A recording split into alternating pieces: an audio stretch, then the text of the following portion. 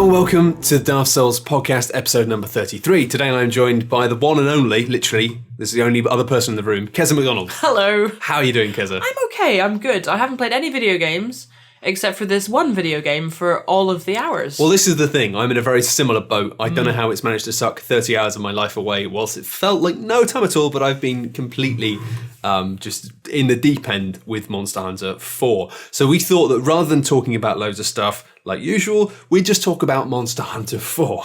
So this is a little warning for you, right? If you're thinking, well, I'm not really interested in Monster Hunter 4, then you might not want to listen to this podcast. However, at the end... It's not all of it, anyway. No. At the end of it, though, we will have some questions, some of which will be about Monster Hunter 4, but also there will be some questions about the new 3DS and the kind of whether or not it's worth getting a new 3DS and some of the new features, and actually Keza knows about that. So if you're interested just in that stuff, then you can just skip to the end. However, we will kick off this podcast talking about the new Monster Hunter 4 and from a position of, hey, I don't really know anything about Monster Hunter. Is this one that is worth me looking at? So we'll start off with the nubby stuff, the little simple building blocks, and then if you're interested, then you can keep listening to the rest of it. If you're not, then you can just go and do something else. We're not in control of your life. You're the master of your own destiny. Anyway, caveats aside, Monster Hunter 4. It's good, isn't it? It's really, really good. It's really good. Like, I've played to put this into perspective, I've played Monster Hunter for about 8 years. I started off with... This is sounding like an AA meeting already. I know, it's harsh, but I remember the first Monster Hunter I played, which I think was Freedom Unite, the first PSP one that came out in Europe. I was extremely sick, I had flu, and I had this friend called Leo who worked for Capcom at the time, and he was like, you gotta play this game, dude, you gotta play this game. And I just couldn't be bothered, basically. I tried to play it at work previously, and it was just like, no, this isn't happening. And because I was sick and I had nothing else to do, and I only had my PSP and that game, and I literally was so sick I couldn't even get out of bed to get something else or like move to the living room to the sofa, I played Monster Hunter Freedom Unite until I got it. Yeah. Which was about 10 hours. Oh, I'm sure. Like, at least. The thing is, I'll kick off, and this is quite unusual for the podcast, as you know, but I'll kick off with a question, actually, which was from Void, aka Green Mushroom on Twitter. It says, I've tried to get into Monster Hunter before and failed. What gives this game a better chance of hooking me? Is it a good entry point? It's so much better than all the other entry points. It is. I mean, basically, Monster Hunter it's got a steep learning curve. It demands a lot of you in terms of like figuring stuff out. And when you first get in, like I played the new Monster Hunter with three people who'd never played it before when I was in New York recently with my Kotaku US friends. And we all played it together, and they were like, what is this icon? What does this mean? There's too many, and they were really intimidated by it. And I was like, right, ignore all that. You want the green ones, those are potions, and you want the yellow ones, those are whetstones. And like explaining basic stuff like that made me realize how intimidating it can look. But then we just jumped in and did a couple of hunts. Like I think that's the thing, that it's one of those games that doesn't really gate a lot of stuff from you. Not anymore. Like, I mean, previously, I mean, even up to try, you had to do like at least 2 or 3 hours worth of tutorial quests before you were allowed to hunt anything properly, or before you were allowed access to the multiplayer. Yeah. And Monster Hunter 4 Ultimate, finally, it's like, you probably don't want to do that. We'll just let you just jump straight in. It does seem like, I mean, the things that have impressed me right off the bat in terms of this being one that's good to get into is the fact that the story quest, the single player stuff, first of all, it's actually got a good story. I know, that's unbelievable. Fun. Monster Hunter usually doesn't even bother with story. It's got good writing. Secondly, it does a really good job of easing you into the basics. I find it really funny when I see people say, hey, I'm playing Monster Hunter 4, and it's really confusing, and it's not telling me anything. It's like, honestly, you've no idea. Like, yeah, man. This game try playing Freedom Unite or Freedom Unite. This game is really good at like telling you how things work. Because I mean, the thing is, the first Monster Hunter game I tried to play was Monster Hunter 2, I think, on the PSP.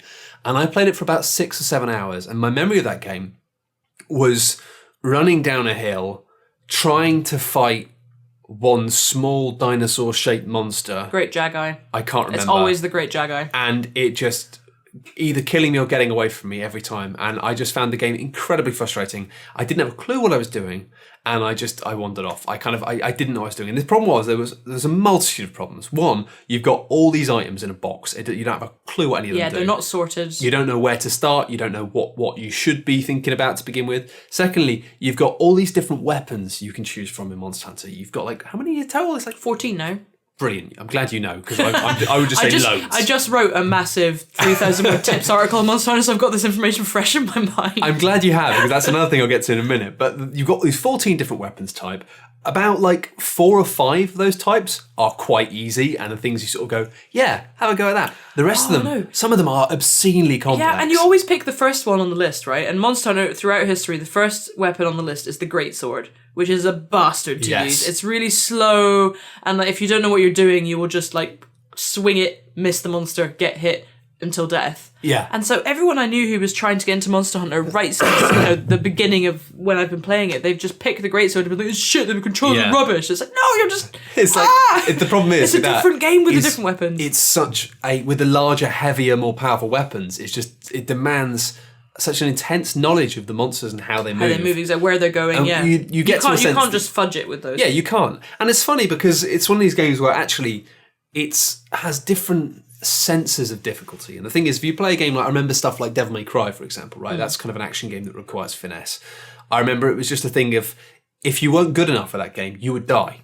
And it was that thing of being like, you're not good enough at this. I mean, Devil May Cry 3 particularly was just like so brutal of being like, right from the start, just leaning over the table and saying, this is the level of play that we expect from you. If you cannot do it, you cannot play this game. And it was very clear that you were getting something very wrong. Whereas with Monster Hunter, it doesn't tend to kill you very frequently at the start. It just makes it really hard for you. It just makes it take forever. Everything's really inefficient. Everything takes forever. And you don't know how to use rations, so your stamina bar is like a tiny little... Yeah. But it takes 45 minutes to... And then, time out. You run out of time and you can't find the monster and you can't You don't know how to sharpen your paintball sword. them, so you don't know where the monster is. Paintballing, if you don't know, marks a monster on your map, do it. Yeah. Because the classic noob Monster Hunter mistake is you go on a hunt, you hit something a few times, it runs away, and then you're like, huh.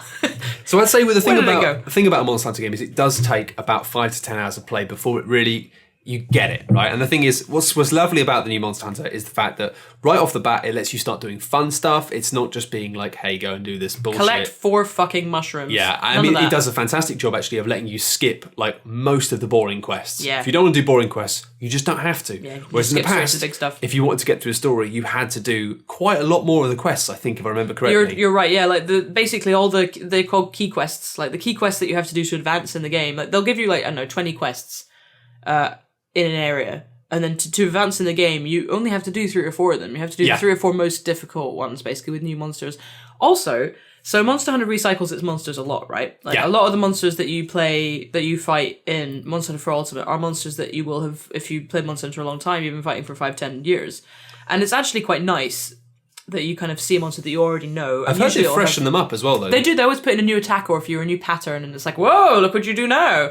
Which is, if you've hunted 4,000 Rathians in your life, it's nice to have a bit of variety. But the cool thing about Monster Hunter 4 is it actually doesn't do that. It just puts all the new monsters right up front. And it's only when you really get into high rank, or near high rank quests, that which is after probably 50 hours, then they start putting the old ones in. So they know that by the time you've got there, if you're an old Monster Hunter hand, then, you'll know what they are. And if you're not, then they're exciting. That's the thing I've found that's really most impressed me about Monster Hunter 4 is it feels like a game which is very generous compared to like other ones. Much. I mean, I hate the word content. Yeah, but there's I know so you mean. much content. There is. I mean, it's there's just so much too. You can Monster Hunter. Any of the Monster Hunter games can entertain you for 1,000 hours if you want, if that's what you want from it. Very few games. But this have one that feels capacity. like very complete in the fact that it's got like loads of old monsters, loads of new ones. Some of the new ones are fantastic. We'll talk about them in a bit. I believe it's got 63 total monsters. And the thing is, 63 total monsters sounds like a kind of bullshit back of the box quote thing. But they're all so good. But they're all so well like made and just they all have character. They all have like incredible animations and tells, and you end up having some of them that you just enjoy fighting. Like, and some of them are bastards that you hate. Yeah, some of them you really hate. Like, yeah. There's a few of them. There's one at the moment I'm trying to deal with a lot, and it's basically like a duck that poisons you. It's like a duck dinosaur. It's a bit similar to the one from 3 that used to clip its wings together and make sparks. Oh, the Yankut-Ku, but it's not the Yankut-Ku. I can't remember what it is. Now, Basically, it runs along and it poisons you a lot, and it's just, I hate being poisoned, because once you've run out of antidotes, there's nothing worse than just being like, I am slowly dying and there's nothing I can do about it. But it's incredibly generous, and the important thing about that as a newcomer is basically I think it's to do with the fact that now, it used to be that you go out on a mission and it was like, if you do not kill this monster, you do not win the mission.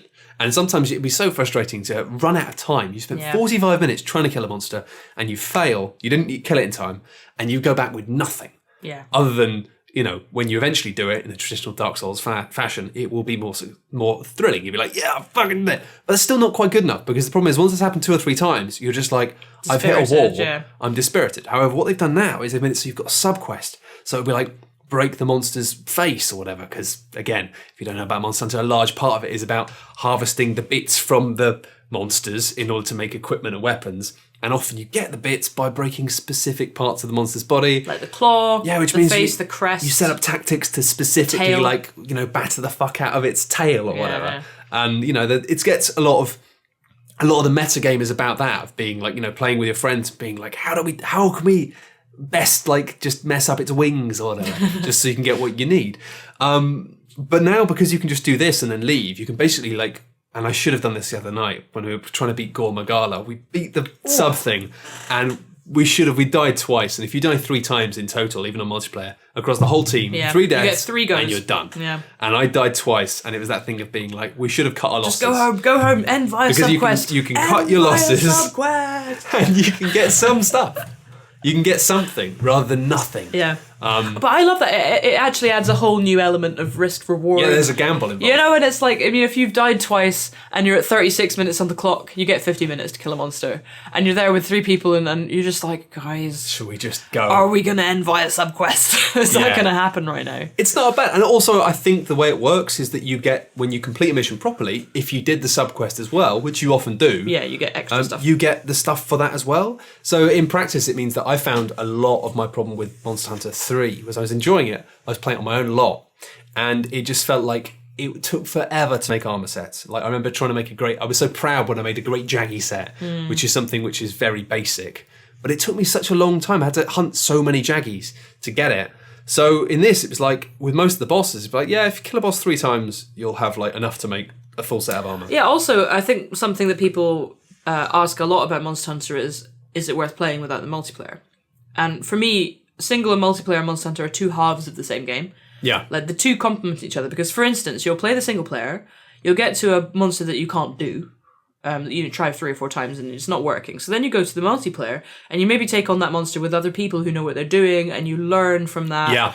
And you get some materials or you get a better weapon or whatever, and then you come back to the single player and maybe you've learned stuff that will help you in the single player then. And one of the things about Monster Hunter that, I mean, it's got this reputation for being so hard and so difficult and having such a huge learning curve. But the fact is, in Japan, it spread virally because, I mean, the reason it was so popular is because people were getting their moms and their little brothers and their girlfriends and their friends to play it with them. And once you've got a physical person sitting with you explaining Monster Hunter to you, it's suddenly not actually that hard of a game. It's just, you just have to know how it works. This is a big, big problem, I think. And actually it's something which I'm hoping for can solve just by the fact that it's been more popular. The major problem I have with Monster Hunter is because it is built on this years and years of knowledge. Just things, people have been playing it for a long time, and it mostly started in Japan, and it's still just biggest in Japan. The problem for this is, it means if you want to learn how to play it, there's not a lot of resources out there. Well, there's not a lot of people that can teach you. And there aren't. Like, I spent 8 years slowly converting all of my friends to Monster Hunter. The only person who now doesn't play Monster Hunter is my boyfriend, who just still... I've been with him for 6 years and he just will not play Monster Hunter with me. It's so frustrating because he loves Souls. And I'm like, if you love Souls, you will love Monster Hunter. I mean, I have to caveat that, like, this Monster Hunter 4 does a much better job of introducing you to the mechanics and introducing you to the world and basically being like, this is what the game is, this is how you play it. And that's something they've never really done well before. Yeah. But that just means that's one period where you don't have to be on Google and YouTube. Yes. Because so much of the game is spent looking things up. I mean, like, basically the best piece of advice I can give you is pick an easy weapon like a longsword or something, then go on YouTube, find a video which tells you how to use a longsword, then go into the comments of the YouTube video in which all of the commenters say, you've forgotten to mention this move, this move, this. Because, like, honestly, the amount of information that's out there is very small, and the amount of information which is missing information, like the amount of videos, like tutorial videos I've seen about Monster Hunter, which is missing lots of information that's quite important. It's like one of those games where, I mean, obviously you said you've just written a massive tips piece for Kotaku UK. Yeah, I just tried, I basically thought, I'll write some beginner tips, and then I wrote 3,000 words of, like, basic tips, just like how it works and what to do.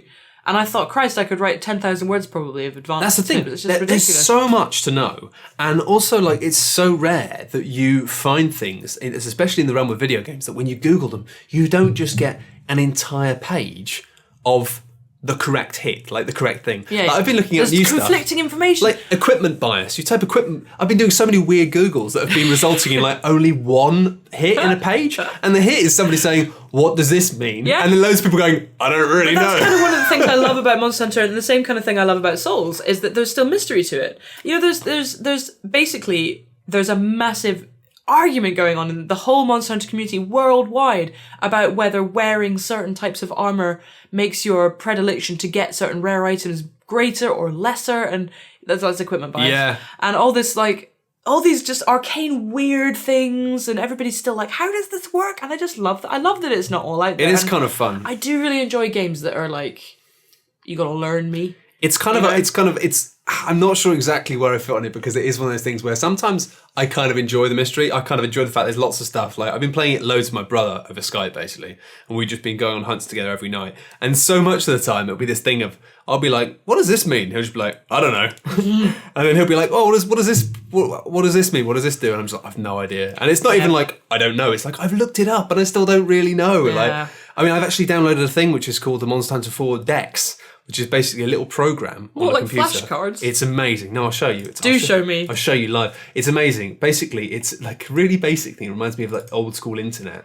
It's a little program you run, and it just opens up like, and it just has basically. Oh, it's so cute. You've got monster location, weapon, armor, and basically whenever you want to look anything up, you just click on it, and it has like a database of everything. So you can look at what armor looks like, and you can look at the stats, and you can specifically be like, show me ice weapons, or like. Matt, you've changed my life. It's incredible, but the thing is, it's kind of, this is what you need to know about Monster Hunter, is really having this. You can get so nerdy about it. You basically kind of need to get quite nerdy about Well, it. I mean, I think basically you can get as nerdy about it as you want. Like, guess if you you're want right. to play the game for 30 hours and have a good time, you don't need to do all this. But what I love about Monster Hunter is it becomes like a whole little subculture.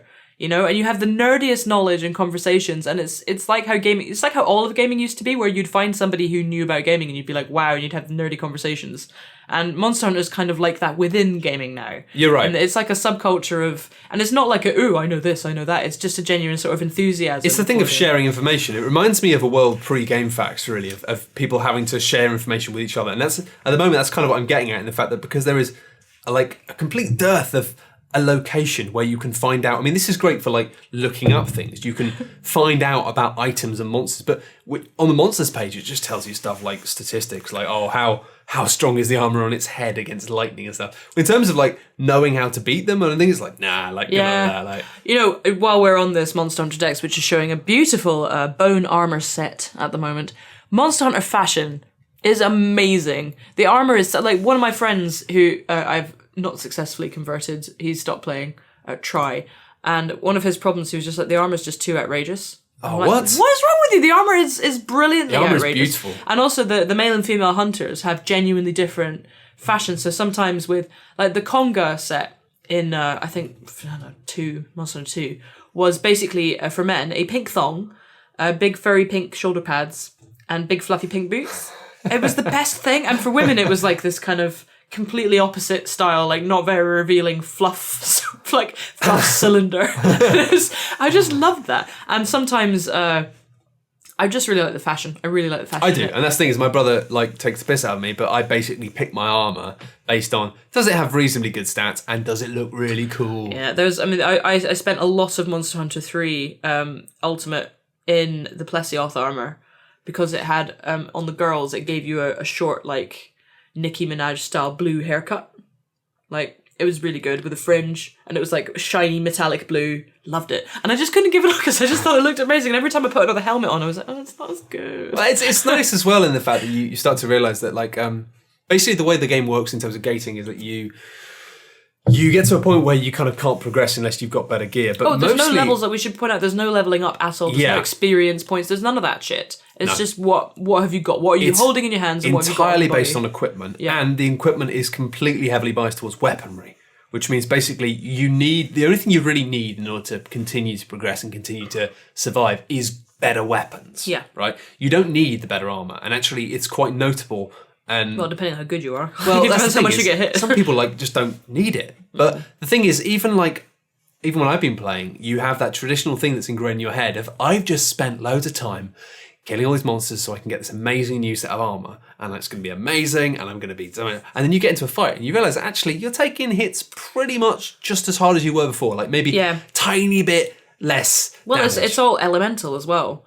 Like if you wear a set of armor, this is getting so nerdy already. If you're wearing a set of armor that has, say, a skill unlock that gives you fire resistance, then you take no damage from like a Rathalos can breathe fire at you and you just take nothing, and you're like, oh, and it's like a game changer, because then you end up wanting a set that cancels out every element. This is the thing, and you end up with 6 of them. It is very much a game where you don't feel like you're leveling up your character. You do feel more like you are basically assembling a wardrobe. Of better stuff. Which is just like, I'm showing you at the moment what I've got, which is a Zamtrios. Oh man, that's good on the guys. It looks really cool. I think it's Demetrios. Is it Demetrios or Zamtrios? Zamtrios, isn't it? This is basically one of the best new monsters in the game. Possibly the best monster I have ever seen in anything. One of the best interviews I've ever done was with Mr. Monster Hunter Ryozo Sugimoto. Oh, brief diversion. Mm-hmm. So you know how Capcom is run by the Sugimoto family? No. So it's a family-run company, right? Oh no, I do know about this. And they've got so basically he just went off and said, I want to make this game. So the Sugimoto, Daddy Sugimoto, whose name I can't remember, Daddy Sugimoto, not very interested in games. He mostly has vineyards in California. That's his thing. So Daddy Sugimoto basically spends all of his time doing his wine business, and he has like a really exclusive wine bar in one of the bits of Tokyo that you're not allowed to set foot in unless you're really rich. And so the business, he's got 3 sons. Mm-hmm. And so the 3 Sugimoto sons, one of the, I can't remember the other guy's names. So one of the Sugimotos is like the financial director of Capcom. Right. And he's a good son, a good Japanese son, and he like took over the company. I think the other Sugimoto is now the CEO of Capcom, or the sub-CEO under Daddy Sugimoto. And he, runs the company and, does business things. And then they had this other Sugimoto, Ryozo Sugimoto, who was like, fuck that, I don't want to be no businessman. And he's like creative black sheep Sugimoto. And they were like, fuck it, just let him make games, whatever. And he made Monster Hunter. Yeah. Which is one of the most successful game series of all time. It is mad how successful it is, especially because it's so esoteric. I think it sold 30-something million copies now, Monster Hunter, altogether. And that's the thing, it is such a big deal. I think it's funny how a lot of people look at it and go, it's too hardcore for me, it's too like... But it's not like, basically, it's not, anyone you sit with, you can do it. And then in Japan, mums play it, little brothers play it, like everybody plays it. And your granddad plays Monster Hunter in Japan. I mean, when I lived in Japan, that was when my Monster Hunter kind of fever sort of got a bit out of hand. Was because you could just pick out your PSP on a train, and then 2 dudes over there would pick out their PSPs, and you'd all have a nice hunt on the train. And then, like, no words would be exchanged at any point, because that would not have been Japanese. No. Not have been appropriate. So you just would hunt something together and, like... Well, that's actually a big struggle about playing in the West. And it's not... I mean, it doesn't... I think it'll get better, because I think this time a lot more people have picked up for it. And also online has happened. Like, for a long time, they were like... We don't really want it to be online play because it's all about being there in the room with people. And it's like, well, that's fine when you live in Japan where there are 7 people per meter. Yeah, that's the thing. It's kind of been a problem. And now it lets you get into the multiplayer very, very quickly. It doesn't gate you from that. And actually, lets you go online. It's really easy to go online. I've been finding that what I do in the day tends to be a lot easier now. It used to be that when I was playing the single player, I was getting very gated by it in the fact that it just felt like, I can't progress until I've got... Well, I felt like I couldn't progress until I got better stuff. When actually the truth was probably that you just need to keep doing it until you learn the boss fights better, and then you'll get better. But that's boring. Like, you don't want to be told that. You don't want to be told, like, oh, you need to go and play this 5 more times and die 5 more times. It's like when you go back with something slightly better, you get the combination of having learnt and slightly better stats. But it feels like self-improvement, Monster Hunter. That's kind of why I like it so much. But you don't notice it, and that's what I find funny, is the fact that you find out of the blue, when I was playing Monster Hunter 4, I was like, I'm finding this a lot easier. And it's just because I'm better at fighting the monsters, and I know how to do it. But the Zamtrios is a great new monster. He's like incredible. He's a blow-up shark. Yeah, I mean, I didn't know about this at all, and I was sat on Skype with my brother, and we were fighting this shark, and basically it's like a shark combined with, imagine like a monstrous dog. So it's like a big, like, wolf shark big, thing. strong arms, like it's got a pit big, bull. strong arms. Yeah. It looks, imagine, like a street shark. Yeah. It looks exactly like a street shark on all fours. And it's, like, just cool. But the 90s were so stupid. They were like, what would be cool? A shark that's in a gang. What could possibly be more dangerous and cool? This is genius. Oh, man. I love street sharks.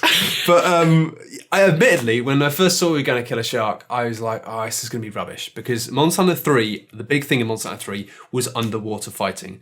And especially on a 3DS, it was a pain in the dick. Yeah, underwater fighting. Trying to kill a horrible. fucking eel with a lance when you're underwater is not a fun thing to do, it turns out. So with this game, they've completely cut out all of the underwater stuff, which is a big thumbs up from me. But anyway, we're going to fight the shark. And I was like, it's going to be bollocks. It's going to be an underwater one. I didn't realise I hadn't got it at that point. And then we started fighting, and I was like, oh my God, it's a monster shark. This is quite cool, actually. Then it did this thing. It went underneath the ice and then came back up. And it had like ice all over its body, and it encased itself in ice armour and these big spiky bits. And then it meant we had to just try and slice its underbelly or the back of its legs, because the rest of it, your swords and stuff, just bounce off because it's such armour. And I was already thinking, this is quite a cool fight. It's quite nice, the fact that you've got the shark, then it gets harder with the armour, and it gets more enraged, and it's like a nice boss fight scaling up. Then, out of nowhere, it suddenly just inflates. And it just suddenly becomes this massive blob with like this big, like Grinny, stupid because the shark face then, rather than being this menacing jaw, just becomes this ridiculous big smiley face. It's just, the thing is, I mean, I laugh about it now, but at the time, we were just so taken aback by it that me and my brother just went, we were just there like quite tired playing, it was quite late at night. My brother just went, what? and I just went, what? And we just sat there for about 30 seconds, continuous fight going, what's... I'm so confused. Why is an obese blown up shark wibbling all over the... What? But in Monster Hunter never gets enough credit for how funny it is, Monster Hunter. It's got silly little cat guys. The prancing the animations are hilarious. The animation when you're as a monster in the area and you're running away and you're like, wah! You're doing this crazy run, this Benny Hill run. It's so funny. The costumes are funny, the dialogue is funny. I mean, that's the thing that distinguishes it from Souls for me. Because I'd say to a lot of people, like, if you like Souls, you'll like it. But it's like a really funny, there's so much levity, there's no darkness at all. You know, no. It's like, it's the kind of the challenge and the kind of mental improvement structure of Souls, but without that kind of mental, well, that's what I was talking about earlier. Challenge. Is the fact that like Dark Souls and stuff is they're quite clear with their feedback, right? Dark Souls is just like, if you do something wrong, you will die. And like, if you keep dying, that means that you're not doing it right. Whereas the problem with Monster Hunter is, it's not as brutal as that. It just leads you to believe that the game is fucking boring. Yeah. Because you think, this is rubbish. It takes me like half an hour to kill one monster. And it's like, because the game it, right? But it's not telling brutal, you it doesn't tell you not doing it. But that's it. It's relying on other people. Like, it relies on you having someone there to tell you how to do things. And, you know, online that's now much easier. And it's difficult because when I did the review of Monster Hunter for Kotaku, and I wrote in my conclusion that it was the ideal stepping on point. Yeah. And our US editor, Stephen, was like, is it ideal? Or is it just the best that there is currently? And I was like, that's a very good point, because it's still a fucking, you know, vertical learning curve, but it's just better than it's ever been. And it doesn't have hours of boringness. It's like, you know, there's a little bit of just learning. But I think everything worth doing is worth learning. The thing is, the problem with this is it's such a deep game. And you do need to know loads of stuff, right? I think the problem is, like, it does do a good job of introducing the basics, but if it kept doing that all the way through the game, it'd be just so much. It just like telling at you one stuff. point, basically, the game goes, okay, well, we've told you enough. Now you got to learn from others. Now you got to go onto a wiki or talk to your friends or just, you know, argue on a forum about like the rest of it, because we're not going to tell you. And they have this like weird help text in Monster Hunter for Ultimate that I find extremely unhelpful, because it just like splurges all the words that don't mean anything to you yet. Yeah, that's, the help text thing is bizarre. That's actually, it does this thing of being like, oh, hey, we got to this bit. Here's all the information about it. Most of it won't be relevant for about 7 hours. Exactly. Like, you can remember it, I suppose. But yeah, the monsters in Monster Hunter are what makes Monster Hunter great, and that's what made it worth stuff. Because basically, Monster Hunter pre-3 Ultimate had horrible controls, a horrible camera. Like, you had to suffer a lot to enjoy Monster Hunter. Yeah. And it was one of those games that, like, you know, old school reviewing style, I couldn't have like given it more than like a 7 out of 10, because it was really broken. Yeah. But it was just really good if you got over all the brokenness, and now all the brokenness isn't there. So it's just really good. That's the thing. Is a lot Just of the full stuff stop. in the recent version is very strong. And the controls are great. Like on the new 3DS, there's the nub, so you can use the camera. Even without the nub, though, Even without I'd the nub, say. I've been alright. Like 3 Ultimate was fine. Like the touchscreen camera's fine. They've got a target cam that can focus on a monster. Like not Target quite a cam lock on, but it's is useful. a incredibly useful thing because the thing is, I played Monster Hunter 3 on the 3DS, and I didn't need the camera nub or whatever. I managed basically just by centering the camera using L, just tapping L. To just having it on the monster. center it. Yeah. And it became a bit of a skill. But to be honest, I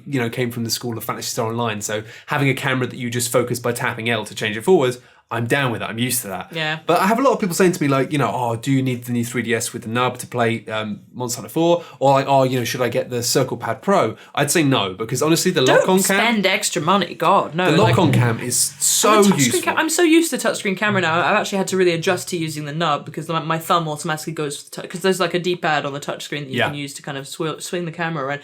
Compared to what I had to do on the PSP for freaking half a decade, which you can't see this. But you had to basically make a diamond out of your forefinger because you had to use the PSP's D-pad to control the camera whilst using the analog stick with the same hand. So your thumb was using the analog stick to control your character, and your first finger is in like this weird claw motion using the D-pad just above it to do the camera, and it was almost impossible, physically impossible. I think I had a bit of that when I was playing 3 Ultimate, to be honest, actually, on the 3DS, of having to do weird hand things, mainly for when you need to run away from a boss but see it. Oh, Whereas yeah, now yeah. it's really lovely, the fact, because you can just tap L or double tap L to center the camera, but tapping L centers on the boss. It means you can be sprinting away for your life whilst getting a good eyeful of what's going on with it. Yeah, where it's going, where its attack is. I think it's amazing, though, actually, that really when you get into Monster Hunter, you realise that all it is it's just pretty much, I mean, you can go and hunt smaller things, but it's pretty much just a game where it's all boss fights. Yeah. And really good boss fights. that's the thing, is too. boss fights are often maligned as being the crap things, but fucking hell, Gore Magala. Good boss guy. I was playing. Oh my god, Gore Magala made like my heart was in my mouth. I was It was just frightened. Like, he's a big black bastard, basically, not in that way.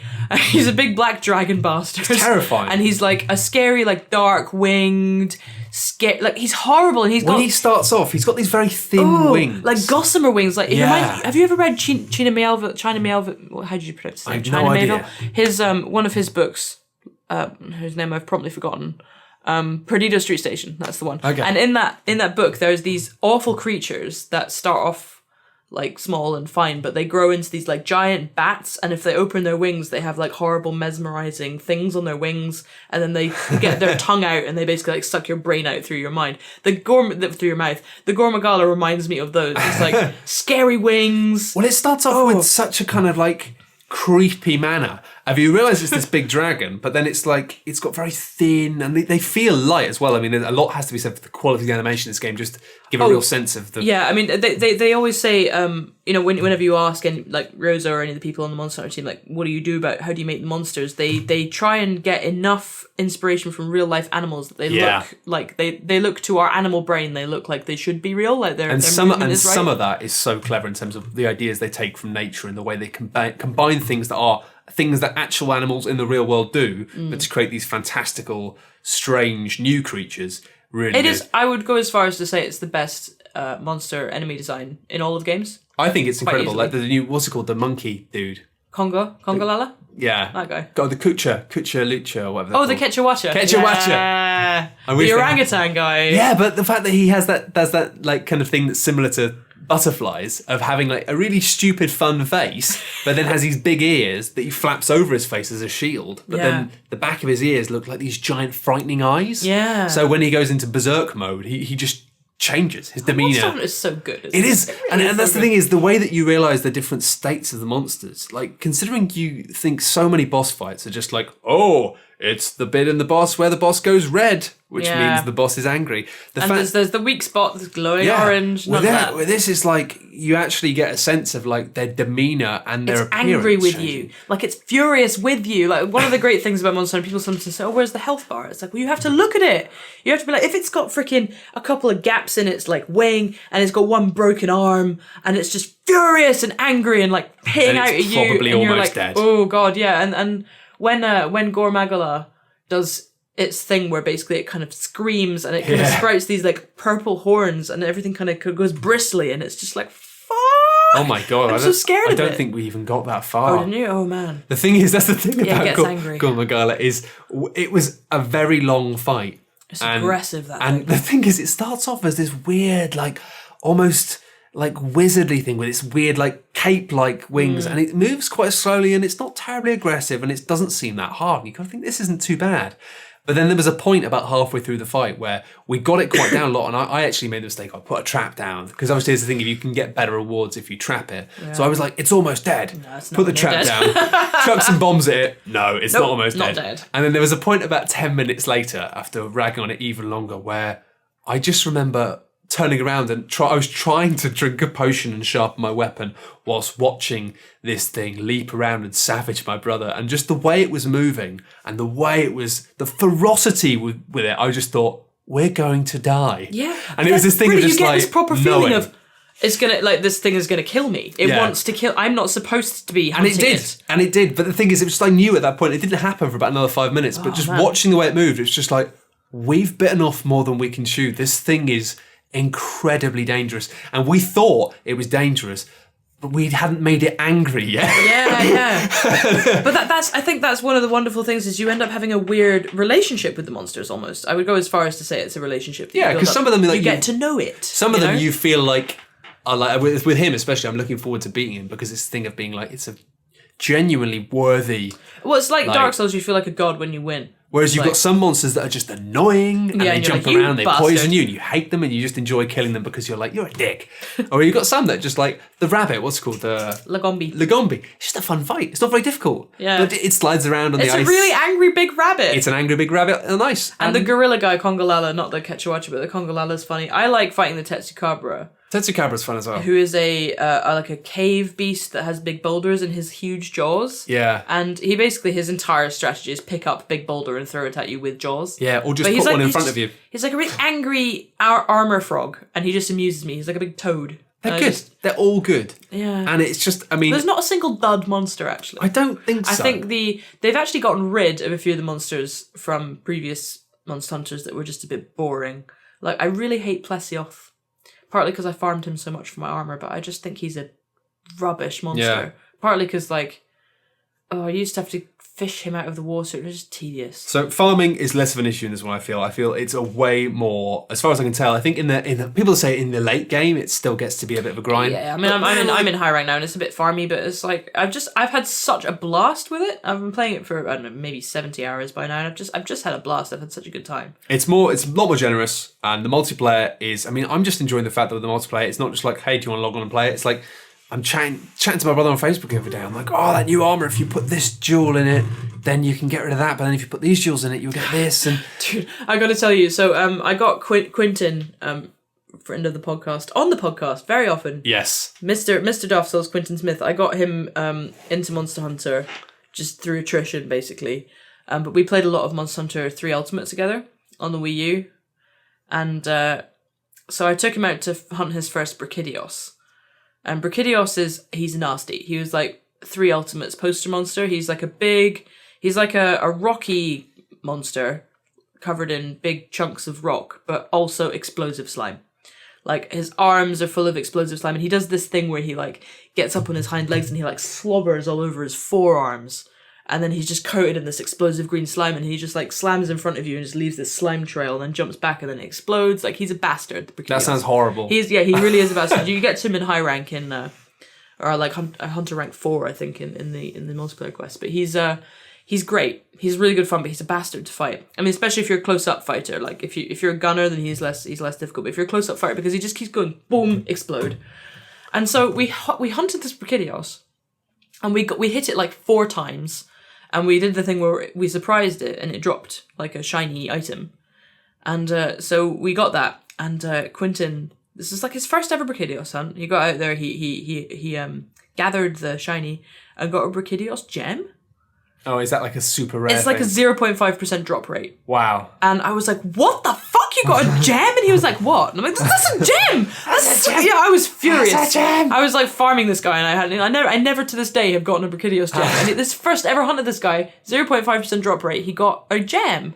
And that's the kind of thing that I really like about Monster Hunter, is that you just get really indignant about all these things that they're supposed to be dropping that they aren't. And then you begin to feel like the game is somehow, it knows that you need like a Rathian mantle or a gem or whatever, and it just won't give you it. And you're like, what if I change my armor? Do I need to change my weapon? What can I do to get this to appear? I had that a lot in my old days of Phantasy Star Online. The reason people kept telling me to play, I think Sean Bell of Midnight Resistance kept being like, look, you love PSO, you've got to play Monster Hunter because they are similar.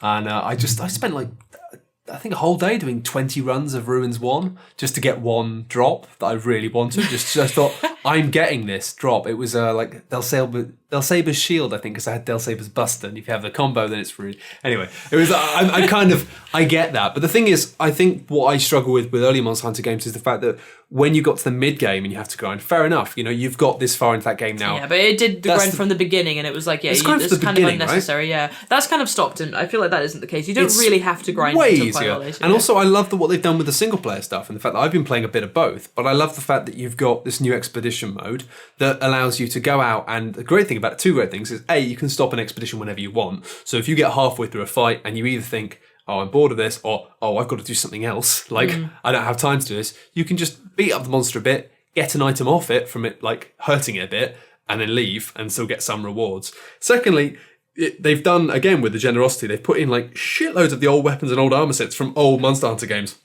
that you can get, but they're not in the exact same system, again, of, like, the way, they're, like, separate things. But you can, basically means that you can play this, and even if you're stuck, even if you're like, I can't kill the current monsters in my quests, still something to do. You can do this, and I got a sword that's like better than any of the swords I can get at the moment, and it's just like a random drop. So it means that if you get stuck, rather than just doing the same mission again and again, you have these randomly created missions that are like a bit varied each time, different monsters, slightly different area designs, and there's a chance that you'll get better equipment from that. It helps with map fatigue as well, because Monster Hunter traditionally has only ever had like maybe 5 or 6 maps. Yeah. And Expedition is randomized, so you go out in slightly different places. It's just a bit different. Yeah. And it's enough. It's different enough that you're like, oh, okay, cool, I like this. I just felt with the single player in 3, it was that thing of like, you play it for a bit, and then before you know it, you're just like doing the same mission again and again, because you couldn't do anything else until you unlocked more things. You could go to the Moga Woods. Yeah, and the Moga Woods was and it was pretty boring. Yeah, it was a boring area. The expeditions are great. I mean, the other thing you can do is actually just change your hub. Like in every Monster Hunter previously, you've had like this village that you're basically trying to, protect from monsters. That's the plot. The whole plot. Yeah. In this one, there are like 9 or 10 villages. Well, not 9 or 10, maybe 6 that you flit between. So as the story progresses, you get more and more places, and there's like a place at the foot of a volcano that's full of like miners, and there's a place in the sky that's really nice, and then there's this old village that's been destroyed that you have to restore, and then there's a beach town full of cats. There's all these different. Of course. There's all these different places, and I find like I like some of them more than others, so I'll like just choose them as my base. And it is nice the way I think that it changes it even up. though the way I've been doing is I play multiplayer, I tend to get better stuff, and then it makes the single player easier because I've got stuff with friends. But then it means that you actually playing the single player, you unlock things that are helpful in multiplayer as well, and it's just the way 2 halves of the same whole. I mean, yeah, they really do. They interact properly, and people said that about Monster Hunter 3, but the problem was I wasn't able to find people to play it with enough. Yeah. Whereas now, at the moment, Monster Hunter 4 has loads of people playing it.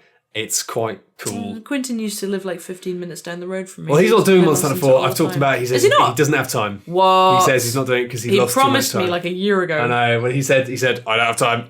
I've got too many things. I can't do another game. How disappointing. It's okay. Thankfully, now I have lots of people to play Monster Hunter. But if you've got time, then I'd really recommend getting into it. And I mean, it's very strong. It is just, I mean, the fact that they've removed the water stuff is great. The fact that they've been more, just kinder to you in terms of teaching you how to play the game a bit and giving you like more stuff. It's more exciting. It's just more exciting. Like the monster hunts in Monster Hunter have always been exciting. The monsters have been exciting. Everything else about the game has traditionally been boring as shit.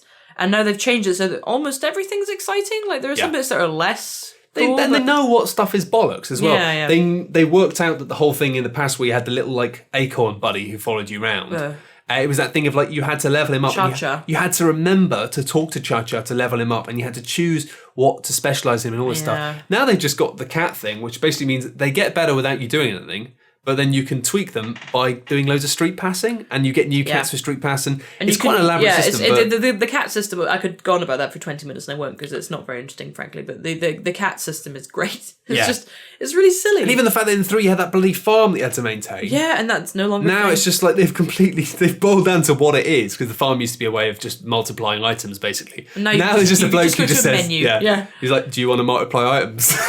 Like, that'd be great, actually. Yes, please. Can we do that? And then I don't have to press A 40 times to get all my honey. I think it's really kind of, it's unusual, I'd say, for like a game of such traditional Japanese design that's been so like set for such a long time, to have been quite brutal with making small changes. It is funny though, because I mean, I was playing 4 Ultimate for ages, and my poor boyfriend, I was like, this is amazing, they've changed it so much, it's like revolutionarily different. And he watched me play it and he's like, it looks exactly, like literally exactly the same. I cannot tell you one thing that is different between this and all the other Monster Hunter I've seen you play. And it's like, yeah, okay, fair enough, I'm a bit deep in this. That's the thing. To me, it feels revolutionary. It's very difficult, because you look at it and you go, it looks exactly the same. But actually, they've changed tons of things, and it is so much more fun to play. I always loved the idea of Monster Hunter when I played 3, but in reality I found it like it did become a bit of a grind. It wasn't terribly exciting. With this, I just feel like I'm getting so much more out of it. It's wasting so much less of my time. Yeah, and it's just fun, and it's delivering on the promise of what I knew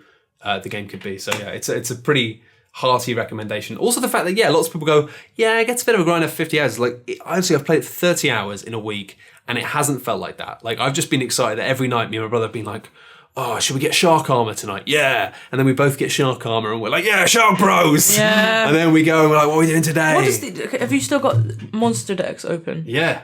Does the Zamtrios armor look like Street Sharks? Because that's really what I want to know. No, it doesn't. Oh no, it's more like. It looks quite cool though. It looks a bit Final Fantasy almost. It's very cool, and I've got a big ice spear that goes with it because it does a bonus to ice damage. Oh, so it? I'm on the lookout for an enemy that doesn't deal well with ice, and then I'm going to go and bully it. Because at the moment everything's bullying me, and I don't like it. I had for ages the Najarala or Naharala, which is down at the bottom there. I haven't. Yeah. Just look at the girl set on that. It's very lovely. Frilly. It's it's like very nice. Yeah, and then for a laugh, I made the lobster set. The lobster set. I don't know what that. Oh no, it's pink and silly. I before this, I had the spider boss Nasilla. Again, that makes amazing armor. It looks so cool. Do you know that it's always funny because I like the Monster Hunter armor is if you pick a male hunter, then you just get like big strong armor, and if you pick a female hunter, you tend to get slightly more refined designs. I find, because I played as a male hunter for the first 2 Monster Hunters and then switched to female just because I got bored of the aesthetic. No, that's fair. That's fair. But yeah. Oh, the spider boss as well. Oh, the thing is, like, each of the bosses... Oh, the insects move like real insects, and they twitch, and they're creepy. It's horrible. But I don't like insects. The way that the spider boss starts off all heavily armoured, and by the end of it, you just smashed all of it off, and it's just skeletal and weak. Yeah, horrible. Have you played the flying kind of buzzy... What's he called? Yes. What is he called, though? He's quite easy. I can't remember what he's called. The problem is with it, it all got weird names. It might be... I should remember that. Bahabra. No, he's bigger than that. Wow, that gives you a top hat. Oh wow, that's amazing. That's incredible. It's got like on the female set, it's like a slightly off center top hat, which is Seltas. He's called the Seltas. Oh yes, the Seltas. So when you fight the Seltas, he's like a big angry wasp, basically. And then later on in the game, suddenly you have to fight the Seltas Queen. The Seltas Queen is like a huge 4-legged tank robot thing that eats the male Seltas. Oh god. For energy. She just literally eats it. Oh god. So you see a bunch of like a Seltas. I think I need an item from that for one of my weapons, and I'm already frightened. Good. It's very good. The Queen Seltas is really good fun. Yes. We could do this all night. That's really the thing. It's the thing about Monster Hunter this is why I kind of thought, you know what, screw it, we're just going to do a whole episode about it. Because you can. It's one of the few games that supports the whole episode. Like a black hole of information. My understanding of the game changed vastly when I realised that I want that Bahabra suit. I kept waiting for new weapons to appear in the store, because at the start of the game it's like, here's a weapon, and then it's hey, now you can buy 2, and then it's like, hey, now you can buy 3, and then I was like, when is it going to give me more new weapons in the shop? And you realise that it doesn't. What it does is each of those weapons can be upgraded 3 times, and then it will have a tree of 3 new upgrades from that one upgrade, and then those 3 trees go off into become more trees, and it becomes this thing of, the idea is that you don't wait for a new thing and buy it, you have a collection of things that you gradually upgrade, and it's now I've got like 4 or 5 weapons that I'm like upgrading in tandem. Yeah, man. And it becomes this thing of being like, oh, damn it, like I upgraded my longsword, and now I realise if I'd upgraded it differently, one step back, I could have had an ice longsword, which would have procced with my armor. And I had to have a rule after the second Monster Hunter I played where no looking at trees for weapons. I know, Because it's got to be a special surprise. Every time you upgrade significantly, it has to be a special surprise. Because otherwise, you just look at the tree and you look like 8 steps down. You're like, oh, I want that one, and then you're like, oh, I need this. You don't get that excitement every time you upgrade. I know what you mean, but I'm liking the fact that I can be like, what weapon does ice damage? And then just like find a weapon that does ice damage that looks like it might be within my reach. Do you use the charge blade? I haven't even touched it yet. That's the other thing. It's a blade that turns into like a giant sword. I use the longsword. Uh-huh. I use the lance, which I find quite tricky. And I use I use the hammer a bit. The hammer's like pro. The hammer is quite hard, and I've been wanting to use something else. I started off using because the insect glaive is a brand new thing. Yeah, I'm maining the glaive this time around because it's just a really fun weapon. It is fun. It's ridiculously complex again. Yeah, it's really hard. And I'm subbing the charge blade, which is the other new weapon, which is great. So the Zamchiros charge blade that you make out of shark bits. Yeah. It's like the shield is like 2 jaws, and then there's got this really there's ice as well, and you've got this really jaggedy blade. And then when you transform the sword and shield, you basically stick the sword into the shield, and then shake it out into a massive like giant This is the problem. sword, and then it's like a big freaking shark face. This so is the good. problem. I want that now. I need to get that. That's what I'm doing tonight. It's one of the rarest things in this game. And I'm sure I didn't have this in Monster Hunter 3. Is I keep running out of money, and it's just because I you want upgrade stuff. Yeah, and you end up being like, but I because want all the monsters this are new. stuff. That's why you want it. Because all the monsters are I want new. a new set of this. I want a set of this. I want one of them. I want to play with this. I want to try all the weapon types. Even the fact that I was trying to explain the insect glaive, I'm not even going to bother on here. It's like It's too hard. it was one of those things where like my brother was like, "Oh, It's what's a twirly that?" staff that shoots an insect. But then you've got an insect you can level up independently. Yeah, and it's very complicated. the bug that you fire takes attributes from enemies, and it takes different attributes from depending on which area of the enemy Yeah. you hit. It's mental. It's like I was trying to explain this to someone recently, and they were like, "That just sounds completely insane." I'm like, does. It is completely insane." my brother was like, "Oh, how does that work then?" And I was like, "Honestly, I'm not going to tell you because I had to watch a 26-minute video to understand it." Like, so if you're interested, you can go and watch that video. But the great thing about the glaive is you can vault with it, like pole vault. You can So pole if, vault if- onto them. Oh, you can pole vault onto the monsters, which is another new thing we haven't even mentioned. Yes, you can climb on monsters. climb on the monsters Shadow of and- the Colossus style. But the other thing is, if a monster's like got its coils around you or something, you can just be like, "Foo!" just vault straight out of there, which is just makes me feel such a badass. I think that's Because I was always a gun lancer before. That was my main. Gunlance was good in And I freaking love the gun lance. It's just such a fun weapon. It's a lance that shoots freaking bullets. It's amazing.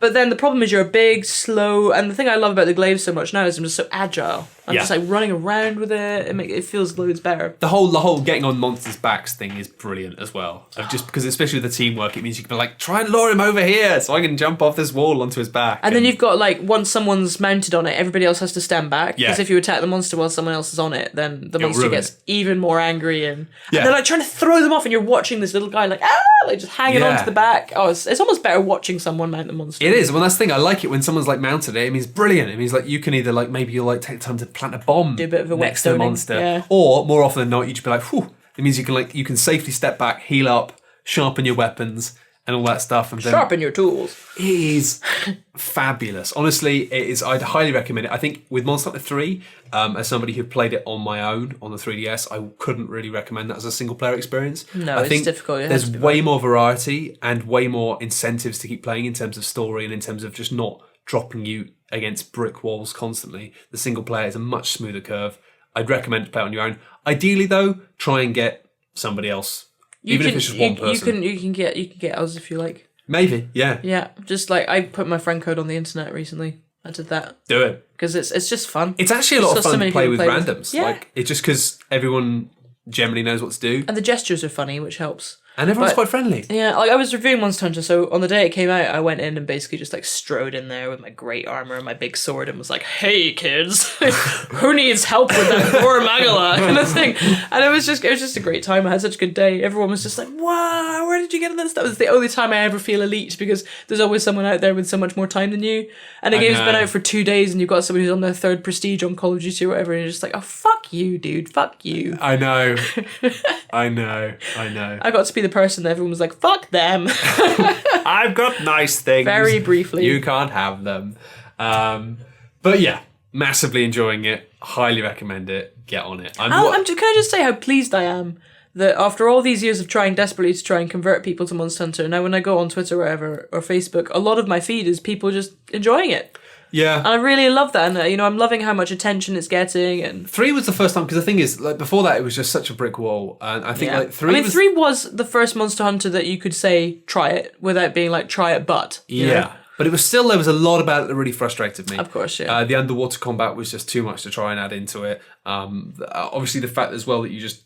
I mean, it still annoys me that all the weapons do like have quite complex movesets and behave in completely different ways. I mean, they have actually got tutorials, I think, now for the weapons. Yeah, they have, yeah. But I mean, they didn't. But they're rubbish. The tutorials, they're still rubbish, I'm sure. The tutorials have these amazing screens of like little trees of weapon of move combos, basically. Yeah. And it just makes, to me, it makes no sense. It makes no sense looking at this little tree of combos. It's like, what does that mean? And then I remember in 3 I was using a lance for about 6 hours before swipe. I realised that you could do the charge, that you could actually run with the lance. And it's like the best thing you can do is just... I found a new gun lance move.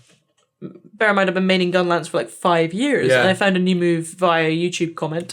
Even my brother, he's been using the longsword. He played like Monster Hunter 3 for like 30 hours. He didn't know that the longsword, about the whole levelling up the combos. What? How can you even kill anything without doing that? I don't know. It must have taken him forever. He must have been like 49th minute, like hacking away desperately. I have no idea. Amazing. But yeah, it's just generally, it's a lot better, and you can just pretty much recommend it without having to have any all caveats the this caveats. time. Yeah. I mean, How long have we been talking about? It's still very Monster Hunter? complex. We've been talking about Monster Hunter for over an hour. Oh my god! No, yeah, just about an hour. That's ridiculous. That is ridiculous. Well, we'll just have a few questions Wow. at the end. We were worried that this was going to be a short episode. Yeah, But I wasn't worried about that. I don't know why I was actually. I don't know why I thought that would be a thing. It is the sort of game where you have to accept the fact that you're going to become quite obsessed with it, and you're going to spend a lot of time Googling things and looking up things. But I think part of that, you need to have some people doing it. But now, because there's so many people doing it, some people talking about it, it's just great fun being a part of that community of sharing stuff and going, oh, do you know about this? Oh, how did you get that? What's that armor? Where do you get that sword from? And it's like, at the moment, it's just the excitable buzz. If you were doing it all on your own, it would just be like Exhausting and isolating. no fun. Yeah. Anyway, William Reed asks, my question of indecisive peril, is it worth missing out on cool cover plates to get the bigger screen in the new 3DS XL? I'm an aesthete, and I say no. Have you played on the new 3DS XL? Yes, so I got both, and then I transferred all my data to the new 3DS XL, and I played on it for about I played most of Majora's Mask on it, so I played on it for like 20 hours. Okay. And then I just loved the form factor of the littler one so much. And I just kept wanting to use it because it was I love the snazzy buttons, and I love the size of it's good. I've got girl, like Japanese person sized hands, so that's fine. And even though actually the screen isn't that much smaller. I had a go on it, and actually I was quite surprised. I didn't like the original 3DS at all. I owned it, but I didn't. It was boxy. I think the problem was it was boxy and it was actually shiny. quite heavy. Yeah. Whereas this feels a lot lighter. It reminds me a lot in terms of the feel of the DS Lite. And yeah, and I just love the faceplates. Like, I'm really into being able to change what my console looks like every month if I want, or every few months. And I'm going to Japan next month, and I know I'm going to come back with just a suitcase full of basically just cover plates. Like, all the different ones I've got over there are great. And the other thing, very important, the Americans don't have it. They don't have the smaller one with the faceplates. This is one of the rare occasions where we have the upper hand. I am really struggling not to get one at the moment, as somebody who owns a 3DS XL, because I basically thought, well, I'm not going to get the 3DS new little one because I've got an XL and I love the XL, so I want the XL for the new one. But actually, the new 3DS, just the basic one, is not like the original 3DS No, at it's all. bigger screen. It's just like better form. It feels different. The screen quality. It's close to your eyes. The screen. Yeah. It doesn't need to be that big. The 3D is remarkably improved as well. Like it's usable. It's something I will actually use. Whereas on the last, Monster Hunter's great in 3D, by the way. When you're hanging on the back of a Rathalos or whatever, it looks very really cool. Good fun. I'm kind of gutted because I convinced myself I wasn't going to get one, but actually after holding yours for about 10 seconds, I'm like, yeah, I want one of these. Having said that, as we said earlier, lots of people have been saying, just to make sure that we tied this into Monster Hunter for the Monster Hunter podcast. A lot of people have been saying, "Oh, should I buy a new 3DS for Monster Hunter?" And it's like, you don't need to. Like, no, it's perfectly playable on another one. Like, if you've got the spare money floating around, great. But like, don't kill yourself. If you've got spare money, or you've got a way you can somehow justify it to your life, like I do, then a new 3DS is a lovely thing to have. Having said that, the 3DS XL is still a fantastic piece of gear, and if you're on a budget, Mine actually, I bought my 3DS XL secondhand, and I love it. You're not missing out too much. Like I played about 15 hours of Monster Hunter on the old 3DS XL that I had, and I didn't, I wasn't like, oh, I wish I was on the new one. I wouldn't go back now, having said that. No. Because the screen is nicer. It's just, I've had a it's more few things vibrant. about it that aren't too good, though. A few people have said that the build quality sometimes doesn't feel 100%. Yeah, my friend Dan has played many hundreds of hours of Monster Hunter, I think, already, and has worn out, apparently, some of the shoulder buttons on it. Yeah, Which I've is a heard bit that, and like- I've also heard that the stylus feels a bit flimsy. It is, but then I don't really use the stuff. I trust Nintendo with this stuff more than most people, but I find often, especially with consoles, I always buy into the new shiny versions, like the PS. That when they make a slim version of a console, it often looks better, and you're like, oh yeah, I'm gonna get that. But actually, aside from having launch issues with the consoles, often the hardware ends up being not as good. Well, It it's looks like better, how but it doesn't- the very, very original PS3 had hardware Precisely. PS2 emulation, 4 USB ports, all this stuff, and they all just slowly got stripped away. And the original PS2, the chunky ones, they were great. They were reliable. They worked. The PS Slim- Minis, yeah, the Slims, they looked awesome and they were great for a while. But then after about a year, Yeah, I have my one of one's the, a laser jig gave out. I remember. yeah, precisely. Everybody had the laser's out of sync or everything's gone wrong with it. I've got one of the newer Xbox 360s when they made the new shiny ones. I stupidly got rid of my old grey 360 and got a new shiny Those black grey one. ones were shit as well, though. They were. Admittedly, Yeah, that's they the were problem. really bad, yeah. But if you got one of the early ones after they'd fixed the massive overheating problems, they were really solid. And unfortunately, the new ones, I had loads of problems with it. I don't know. I think Nintendo do a better job of it. And I mean, you can throw a GameCube out of a window and it Can will I? still work. You may. hey, I have to And find it. It will still work. I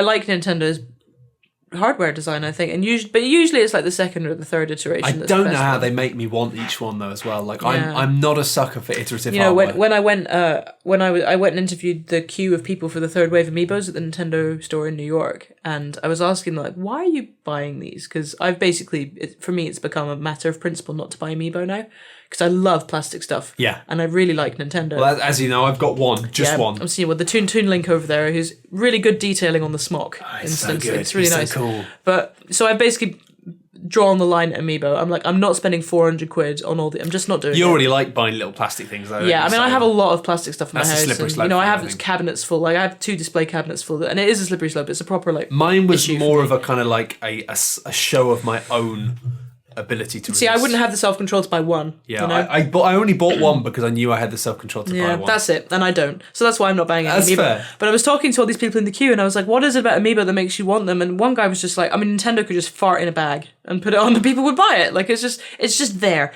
Like I was like, disagree. What's Nintendo done to make you want this?" And he was like, "I they've- don't know. they've I wish I always knew." done But this- they're just nicely designed. That's the thing is they've always done this with the handheld consoles. Every time they've done it with I think I bought as far as I can remember, the Game Boy Advance, I bought 3 different versions of that. I bought the SP, the Micro, and the original. yeah. Do you know, speaking of tiny plastic stuff, I have at home a keyring-sized collection of the Game Boy history. So I have a really tiny little Game Boy, and then a really tiny little couple of Game & Watches, and then a really tiny Game Boy Advance. Yeah, you got a problem. Yeah. Tiny Game Boy Advance SP that flaps open and closed. Oh, that is very cute. It's yeah. I've also got a small working Wii. I say working. You can put a little plastic disc in it and press the little eject button and it comes out again. Not technically working, but, no, but it does something. It's functional. it has It's a just function. the function it does. is It's silly. not the usual one. But it is it's really small and it has the nunchuck on it. The analog stick actually moves and all this kind of stuff. But it's you know. fascinating. I want to Got a know lot what of that's little about miniature because things. when Apple started doing this, I expect they've got Apple. To be fair, are better now. They actually Yeah. But at one point it was iPhone 2, iPhone 3, iPad 2, iPad 3, and it was just what? Why are people buying these every Yeah. time? Are they mad? But with Nintendo, I don't know what it is. I bought the DS at launch, But they do and wait I a good bought the 3 years. DS Lite. 2 or 3 years, don't It's they? just before- something about the nature of their redesigns. I always think you do not need this, but you want it. If I buy Yeah. this, it'd be the 3rd 3DS I bought. That's mad. Like the 3DS, the new 3DS, which is a stupid name, incidentally. It's just a dumb name. Like the new 3DS. I like it. It's it is what it is. Yes, but I would say it's a nice upgrade, but not an essential one. Yeah, no, I completely agree. Get it if you can, but don't be worried that you're missing out massively if you don't have it. Okay, excellent. And yeah, that actually covers Somebody's just said old 3DSs are currently 70 quid on Amazon, while new 3DSs are 150. As a newcomer system, is it really worth paying double? No. No. Not double. However, don't touch the original 3DS. No, like the original one, horrible. It's not a good piece of gear. Shiny, the shiny, and that's actually a problem I have with the new 3DS. The new 3DS XL is it's got that shiny exterior. Fingerprint magnets. Yeah, and I don't like that. Like the slightly and the slightly matte feeling of the smaller new 3DS and the faceplates which hide the. I've got those Majora's Mask faceplates on pre-order. I just really like them. Yeah, I don't know. I'm not going to get into that too much. I think I'll just buy one faceplate that I like. But also, I think like without wanting to be massively sexist, I think that like as a woman, I like having aesthetic options for my console. I just enjoy having different options, and I enjoy that the option is not here's a pink one for you. I like that as well. Because I really wanted the Animal Crossing 3DS that had that kind of Louis Vuitton style pattern on it of all the different fruits. I think it's just it's not really a case of wanted like the fact that other things don't accommodate to different style. That's having a variety of styles on offer. I think it's just a lot of the time the styles on offer are quite limiting. Yeah. In terms of like you can have a red one. Yeah. do you want a red one? Red's cool. Yeah. How about black? Yeah. Or silver. White. Or white. Yeah. You can. That's and the thing with the 3DS designs is that they're funny and cute, and there's actual wooden ones. You can get wooden faceplates. They are quite stylish. A lot of them, you look at them, and you're like, that's that style. Or they're cute. They're stylish or they're cute, And I think it kind of runs the gamut. And if you're a person who likes aesthetic variety in your console, I basically hate the way every single console I own looks. Yeah. Except for my 3DS. But I'd say the worst thing about the original 3DS was the fact the battery life was appalling. That is true. It lasted about 4 hours, Yeah. and that's just not good enough for something you want to carry around. Whereas from the XL onwards, as far as I can tell, they're all loads better. Yeah, I mean the smaller new 3DS has a lower battery life than the bigger one. But only by an hour. How does it compare to the XL? I think it's about the same. Like from just general play, it's about the same. That's fine, because I don't want to go back because I'm rubbish at remembering to plug it in, and there's nothing worse than realising you haven't saved your game and it's run out of batteries in your bag. I was on a long haul flight lately and I played about 7 continuous hours of Majora's Mask in 3D before it conked out, and I was like, that's acceptable. That's good. That's pretty good. That is good. Manus Snowball asks, recently became a 3DS owner. How do I get over the overwhelming sense of shame/embarrassment when using it on public transport? I had this today because the funny thing about handheld consoles in general is that when you go abroad, like to Japan, basically. Yeah. I'm saying to Japan because in Japan everyone has one, and there's you bring out your DS or whatever, and 3 or 4 other people in the train will be playing it, and when you're here, everyone else is on their phone. Or behind a newspaper, and you feel like a child bringing out a games console and sitting there playing it. I have found a really useful thing to do is to try and make out like what you're doing is not a video game. Like that it's like a Palm Pilot or something, and you're just like checking email on it or something. What's playing on side? Was checking your watch. Yeah. Just like trying not to look too into it. Like I try and like genuinely control my facial expression while I'm playing, so I'm not like tongue out the corner of my mouth staring at the screen. I'm just like, trying to look calm whilst I know what you mean. having an amazing experience. There was a period where I remember there was a period where everyone, it was the DS Lite. The DS Lite was huge, and people were doing brain training. You on the got train lots and of stuff, people getting them out on the bus and trains. And actually, I've told this anecdote before, but I loved it. It was such a turning point. Was having a girl tugging on her mum's arm on the bus and pointing at me and saying, "Mummy, why is that man playing on a DS?" Really? Goodness. And it was because in her mind, the DS was something that little girls played. Goodness. And I That's thought, nice, isn't it? fucking yeah. Yeah, that's and I great. just thought, part of me thought, fucking yeah, that's awesome that a little girl is going, why is a man playing video games? Why is a giant adult That's man weird. playing games? Men don't play video games. I thought that was adorable, but also I kind of thought part of me was like, fuck you, I've been playing these things my whole life. Come on over here. I play my little plastic thing me on the bus. I've been playing so many plastic things my whole life. You don't have a clue. This is just the latest of many. So control your facial expression. That's it does depend on the game. I'm cool with most things. I've been playing another thing I talked about in the past, actually, which is on sale at the moment. Danganronpa is on sale good on shit. PS Vita. Danganronpa is good It is shit. good shit. Yeah. But it's one of these games where, for everything it does in it, everything it does in it, you think, wow, that's really cool, that's really good. It does something else that you go, oh, that's really embarrassing. It's a very embarrassing anime game. It is, but it's one of those things where sometimes it handles things really well in a really interesting way, and sometimes it handles things catastrophically badly. And I won't say what because so much of it is related to spoilers, but I had a few people, I was like, yeah, first chapter had some stuff in it I found quite problematic, but overall really good. And then a few people were like, yeah, there's some other stuff with the handling of a character that is really bad. And I was like, I don't know what I'm talking about. And then I get to it, I'm like, oh, that's what they were talking about. Like, Yeah. So it's one of those things where like... But I mean, I find it was almost ironic. But I know it's not because it's Japanese, and Japanese games don't have irony. There are elements of it that are, and that's what I liked Yeah. about it. Is some of the stuff I thought was embarrassing. I thought, you're playing with me. You know I thought that. That's very clever. But then there's some other stuff I just sort of thought, no, this is just a bit embarrassing. And like you're kind of waiting for a punchline and it doesn't come, and you're like... Do you know, I think there's... I don't want to offend people who like anime, because I liked anime until I was about 20, like, passionately. But I feel like the anime tropes are quite restrictive sometimes in Japanese style games. But it felt like in Danganronpa, a lot of the time it was playing with those a lot of tropes. the time and that's why it's good, but it's still like doing the thing it's taking Yeah. the piss out of a lot of the time, you Yeah. know. And I find that a lot of anime based games have this problem where even when they try to be a little bit like nudge nudge wink wink, it's still very adolescent. It's like you're still doing it. Yeah, like, I mean, most, you know, Japanese anime is designed for adolescent. It's that classic people. having your cake and eat it, really. Yeah, it's designed for adolescent boys, and it's difficult to work within the kind of anime. I mean, obviously, many people have done it and done it beautifully, and there's loads of Japanese animation that isn't like anime, you know. Yeah. But there is a certain kind of genre of Japanese animation that it's very difficult to work within that genre and use the tropes of that genre and not be quite adolescent. Yeah. And there's nothing wrong with being adolescent, Absolutely. but that is just what it's like. And that's the thing, is it's unfortunately. like, I'm enjoying the game a lot. It's really very good. A lot of what it does is excellent.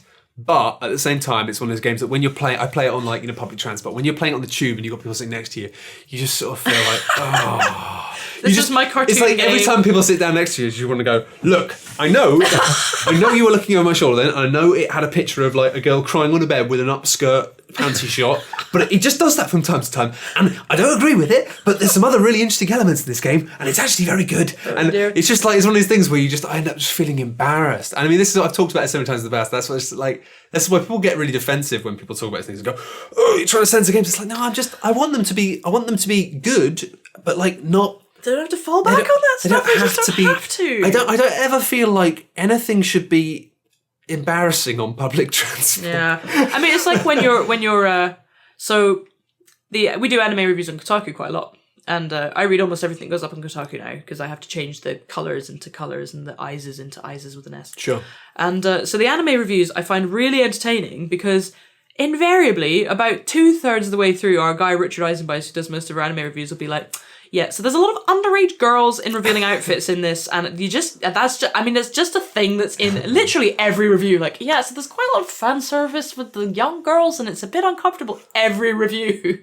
And you do think this is really a pattern. Like, come on, Yeah. you've got to recognise that this is a pattern. It's just one of those things where Doesn't it's mean like... you can't enjoy it, it just means that you're like aware of that being I think a it's one of those thing. things where a lot of people say, well, I'm a hot-blooded male and I like that sort of thing. And it's like, yeah, it's fine. But like, it's the same reason that you wouldn't, for example, sit on the tube and just start watching porn. Yeah, And yeah. it's like, it's a bit frustrating when you're playing a game which isn't really about that.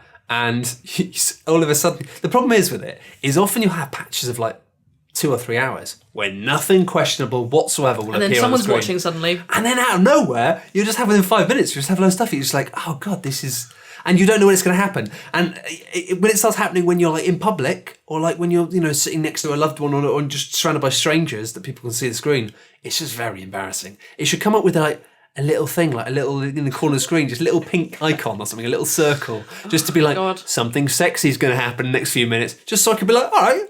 And then that would actually solve the game for me. I just go, all right, I'm not going to play it now. I'll put it back in Put the it bag. away.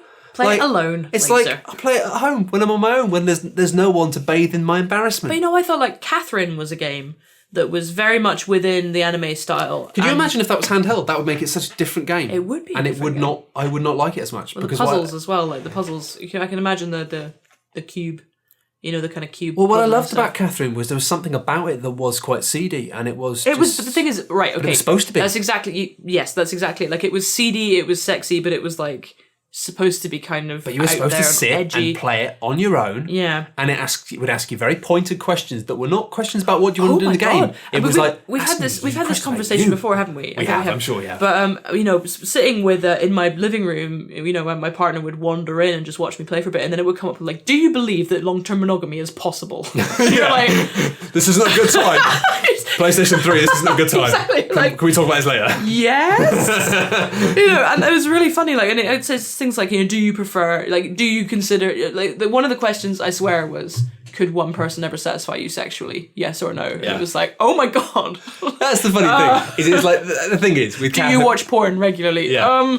Yeah. I think Love with that game. Catherine, it was like you were sitting down on your own in your own home, and you were playing a game, knowing that this was a game about infidelity and lust. Yeah. And that was fine. Whereas the thing is, this is Danganronpa. What's it about? It's about some school kids. It's about school kids. It They get doesn't locked have in to a have that school stuff in and they it. have to murder someone to escape. Wow. Does it have some sexy stuff in it? Well, yeah. Yeah, I was like, but it's really lame sexy stuff as well. It's It not is pretty actually weak. sexy. It's not real sexy. One of the Catherine questions that I thought was good was, it was basically, have you ever had a rape fantasy? But the game never asks you what gender you are. And I thought that was a really interesting question, because there's no way, like, you'd see the results of like which people had said yes and no, but there was no way of knowing whether those people were fantasizing about being raped or fantasizing about being a rapist, And I thought that was such an interesting question, because you didn't know like the gender balance of that, and you didn't know. All the questions in that game had so many facets to them, and you'd look at the answers and what people had said. Because it came out now, must have been about 4 years ago, and it's weird that no one, like, I'm surprised we haven't seen more games tap into that idea of being like having a game, having a theme, and then rather than like having it all in It's that. sort of like proto Telltale. Did you do this? Did I you guess do the that? difference But with it's about Telltale, you. it's about you, and I just love the idea It's of not like about the guy in the game. It's not about Victor. it's like you. It's basically like I think Catherine for me felt like the closest the video game has ever got to being like a self-contained book club of being Yeah, like, man. hey, we finished this chapter.